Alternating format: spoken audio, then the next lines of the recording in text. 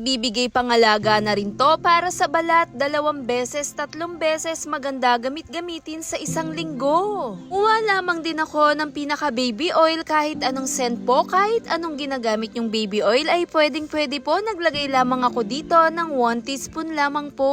Pagkatapos po kumuha ako ng powder na gatas, naglagay ako dito ng 1 teaspoon lamang po. Sa dalawang pinagsama natin, halu-haluin lamang tong mabuti. At sa paghalo-halo ko nito, kumuha pa ako ng sangkap na aking ilalagay. Ang pinaka-brown na asukal po, puting asukal ay pwede po nating itong gamitin. 1 teaspoon lang din po ang paglagay. Kung mapapansin nyo yung balance ng texture niya hindi pa rin okay, pwede pong dagdagan ng pinaka-oil natin o yung pinaka-langis na gagamitin natin. Halu-haluin nga lang itong mabuti para mas lumabas yung tamang texture niya na powder niya. Napaka-smooth na rin ang datingan nito pag ginamit natin. Napakaganda gamitin kahit pa 2 beses, 3 beses pangalagaan natin ang ating balat gamit lang ito. Sa paggamit nito, i-scrub lang natin to sa ating katawan po. Heto na nga ang siyang magsisilbing magbibigay exfoliate na rin to sa ating kutis. Dahil kadalasan nakakaranas tayo sa ating balat ng maaligasgas o magaspang. Dahil sa pinaka-layer ng ating balat, diyan nag-uumpisa yung magaspang nating kutis. Dito nga sa ating gagamitin, tumutulong na rin siyang mag-exfoliate na nagbibigay smooth, malambot talaga lalo sa kutis. Kahit saang parte sa ating katawan ay pwede ito, sa kilikili, sa may siko, sa may tuhod, kahit saang parte pa yan ng ating mga gilid-gilid sa paa ay pwede po. Dahil tumutulong na rin siyang mag-alis, gaya na rin sa pangingitim o yung pinakalibag-libag lalo sa balat. Dahil nagbibigay moisture at hydrated na rin to para sa balat na nagbibigay malambot at makinis. At dito nga po sa pinaka-texture ng aking ginamit, malambot, smooth lang po sa ating balat. Napakasarap nito gamitin, i-scrub sa balat dahil pinapanatilihin niyang malambot at napakagaan nito lalo sa kutis. Hit thumbs up if you like this video. Thanks for watching.